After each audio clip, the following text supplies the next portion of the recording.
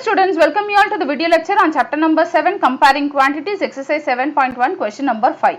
Question pathina, if Chameli had rupees 600 left after spending 75% of her money, how much did she have in the beginning? Okay, so அதாவது மாசத்துக்கு ஏதோ ஒரு amount இருக்கு, அந்த amountல 75% வந்து அவங்க வந்து யூஸ் பண்ணிடுறாங்க. ஓகே, யூஸ் பண்ணிட்டு மீதி எவ்வளவு இருக்கு அமௌண்ட் அப்படின்னா வந்து 600 rupees அவங்க கிட்ட மீதி இருக்கு அப்படின்றாங்க. ஓகே, ஸோ இந்த ரெண்டு டேட்டா கொடுத்ததுல இருந்து ஆக்சுவலா அவங்க கிட்ட ஓவரால் அமௌண்ட் எவ்வளவு ஸ்டார்டிங்ல இருந்திருக்கு அப்படின்னு கேட்குறாங்க. ஓகே, ஸோ நம்ம இப்போ ஃபார் எக்ஸாம்பிள் டோட்டல் மணி எடுத்துக்கிறோம் அப்படின்னா டோட்டல் மணி எனக்கு என்னன்னு தெரியாது, ஸோ அதை வந்து எக்ஸ்ன்னு வச்சுக்கலாம். ஓகே, ஸோ இங்கே பர்சன்டேஜ்ல கொடுத்துருக்கிறதுனால okay, so percentage of total money equal to okay percentage of money spent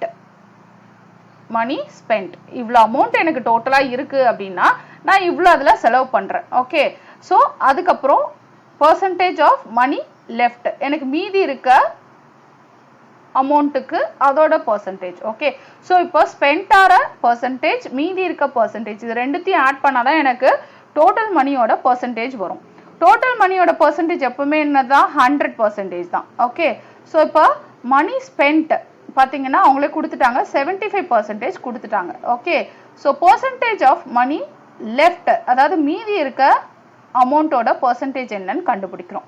okay, so அப்போ பர்சன்டேஜ் ஆஃப் மணி லெஃப்ட் பார்த்தீங்கன்னா 100% minus 75%.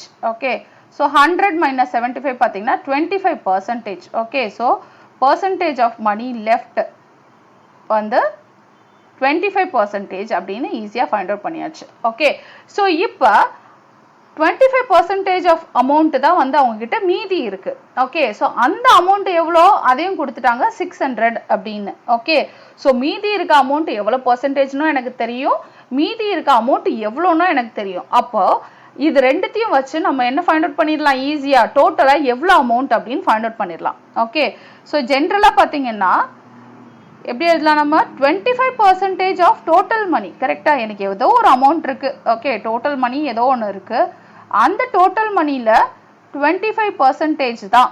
ஓகே, 25% ஆஃப் டோட்டல் மணி தான் என்னன்னு கொடுத்துட்டாங்க ப்ராப்ளம்லயே 600 அப்படின்னு கொடுத்துட்டாங்க. ஓகே, ஸோ இப்போ அதுல இருந்து இது 600 அப்படின்னு தெரிஞ்சு போச்சு.